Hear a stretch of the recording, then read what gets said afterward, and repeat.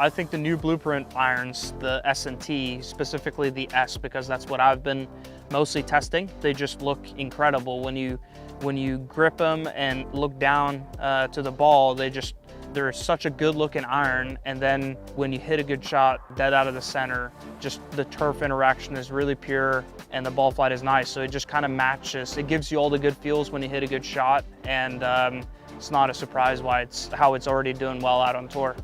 Blueprint S, it gives us kind of that player's iron with just a bunch of, great forgiveness and technology wrapped behind it. So it's got that clean top rail, got a small sole, minimum amount of offset, even coming from its predecessors, which would be I-59, I-Blade, S55, that lineage. It flies really straight and really consistent. Guys have tested it and it's kind of passed their test right away, and it's gone into a lot of bags very quickly. The Blueprint S for me still has a sleek kind of design of a blade that looks good to the eye. You're staring at this club for thousands of hours a year, like you want it to look good to your eyes. So it looked great to me right away, and I don't switch too easily. But this was the one thing maybe in my whole pro career or college career, pro career, that I switched instantly. I barely practiced with it before Napa. I just felt so comfortable with it. It had a little less offset than the I-Blade. Even though I am right eye dominant, it was kind of nice to see the iron a little bit more flush. I've always been that way with wedges, so now that my irons are more like that through the bag, it's kind of an added bonus.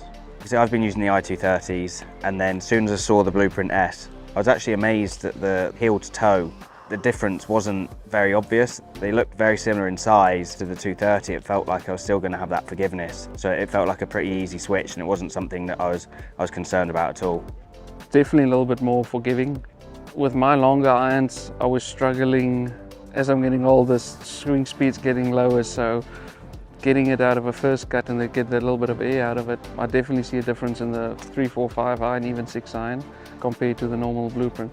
I can see in the shape that it holds its line a little better, it's better than the crosswind, so it might be a little bit more forgiving than the other one. The Blueprint T is going to be just like that's your dead replacement to the original Blueprint. So it's that classic forged blade, and if it could be cleaner than the original Blueprint, this one is. It's super clean on the back half, very small, minimal offset, very small blade. It's your meat and potato iron.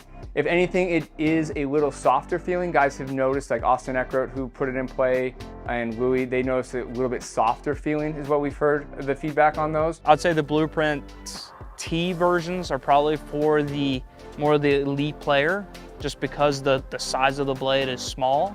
If you're just a good player, if you're looking for a little bit of extra feel between the heel and the toe shots and maybe want to curve it a little bit more, I think that's a good alternative for just any player that thinks they're a pretty good iron player and wants to have a little bit more control.